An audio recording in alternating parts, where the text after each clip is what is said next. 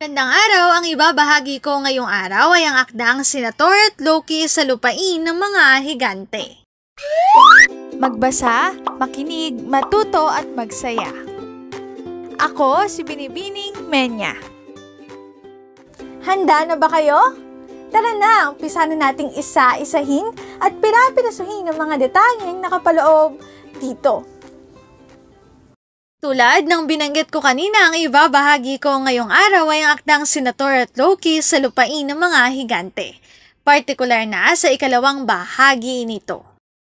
Pagkasunduan nila na pagsamahin ang kanilang mga baon. Pumayag si Thor kaya't pinagsama ni Skimmer ang kanilang mga baon sa isang bag at ibinuhol ito. Sa kanilang paglalakad, naunang higante dahil sa malalaki nitong hakbang.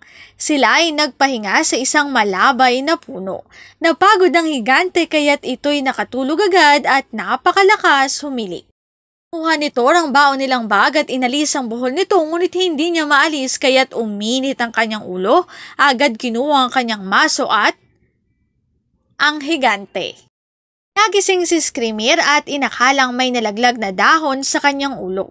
Tinanong si Thor kung sila ay kumain na. Sinabi nitong tapos na. Nang handa ng matulog, lumipat sila ng ibang puno. Hating gabi na nang marinig na naman ni Thor ang malakas na hilik ng higante.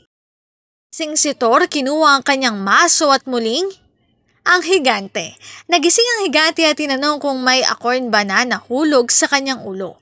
Ano ang nangyayari sa iyo, Thor? Sabi ni Thor. Sinabi nitong siya ay naalimpungatan lamang at mahaba pa ang oras para matulog.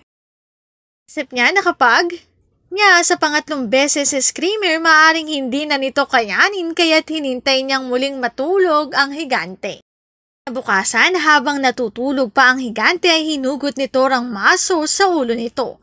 Napatayo si Skimmer, kinamot ang kanyang pisngit, nagwika kung may mga ibon ba sa itaas ng puno.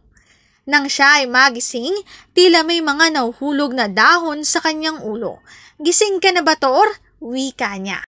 Oras na upang bumangon at magbihis. Malapit na kayo sa kaharian ni Utgaro. Narinig ko kayong nagbubulungan na ako ay walang kwentang higante.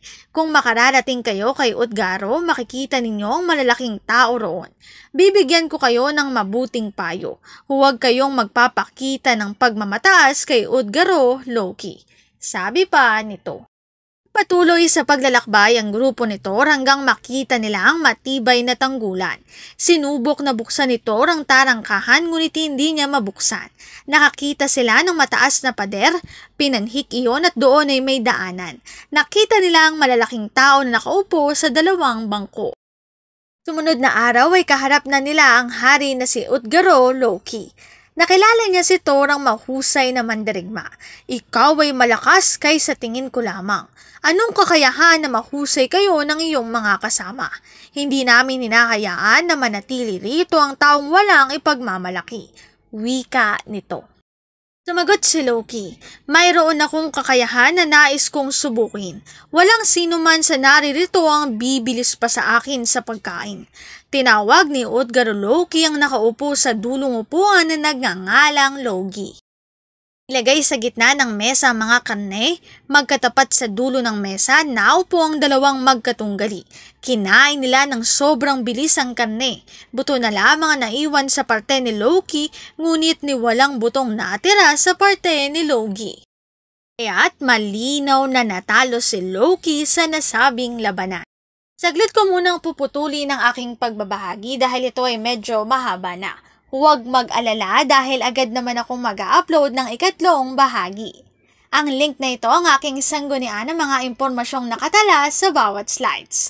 Kung interesado kayo na magbasa pa, maaari niyong bisitahin ang website na ito. Senator at Loki sa lupain ng mga higante. Ikalawang bahagi. Dito na nagtatapos ang aking pagbabahagi. Sana ay marami kayong natutuhan. Muli, magbasa, makinig, matuto at magsaya. Ako si Binibining Menya. Paalam!